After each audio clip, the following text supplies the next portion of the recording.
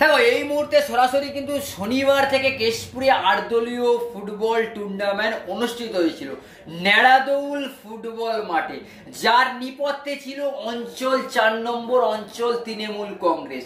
আর রবিবার দিনে ফাইনাল ছিল। ফাইনালের দিনে মাঠের চারিপাশে সত্যের সন্ধানের ক্যামেরা পার্সন দেখাচ্ছে, যেই দিকেই তাকাবে কেশপুরের বিভিন্ন জায়গা থেকে এবং স্থানীয় ব্লক থেকে লোক এই ফুটবল খেলা দেখতে এসেছিল। 8টি দল অংশগ্রহণ করেছিল।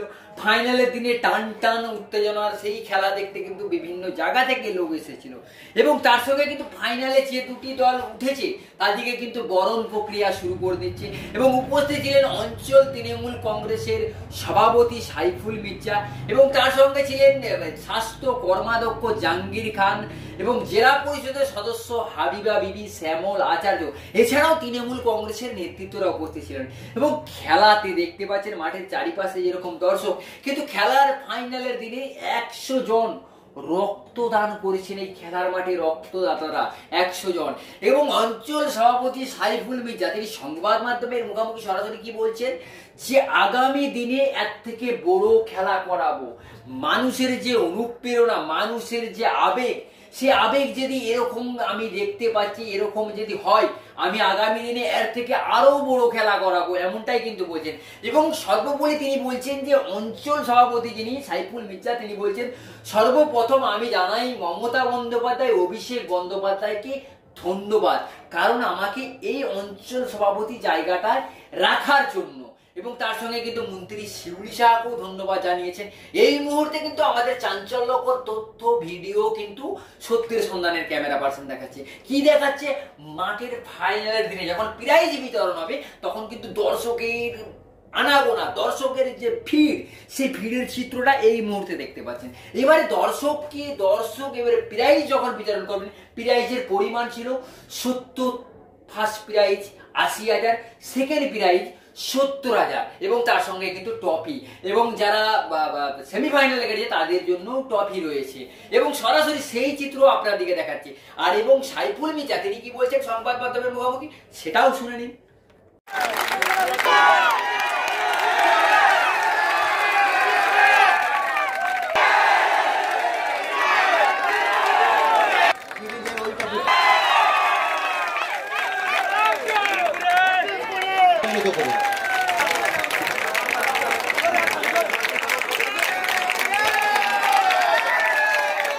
এবং সেই সঙ্গে এখানে সঞ্চালক ভাই লড়বো বড়তালি দিয়ে অভিনন্দিত করবেন।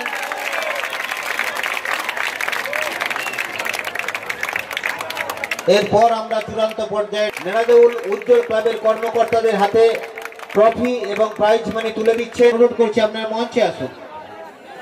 ধন্যবাদ।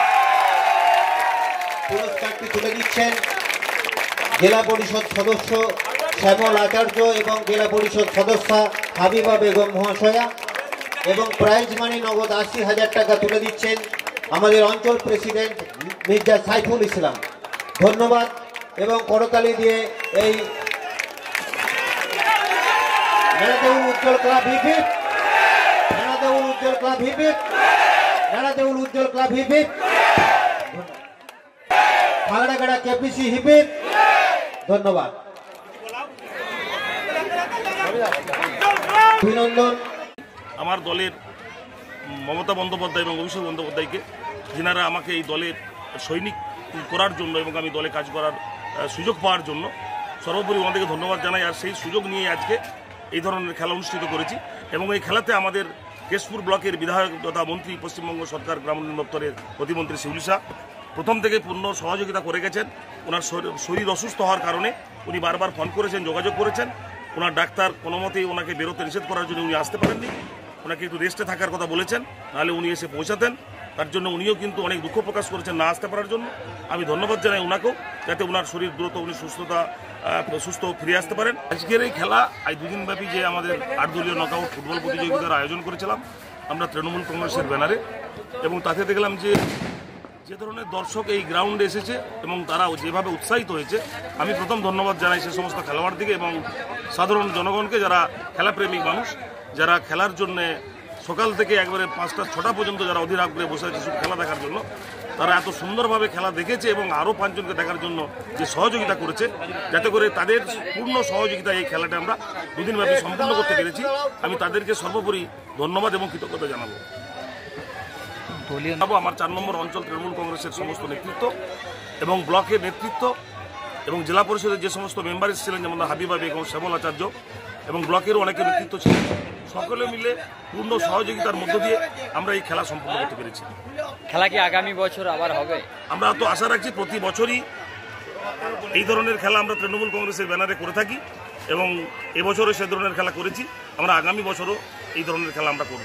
আপনি খেলাতে একটা জিনিস করলেন যে রক্তদান শিবির।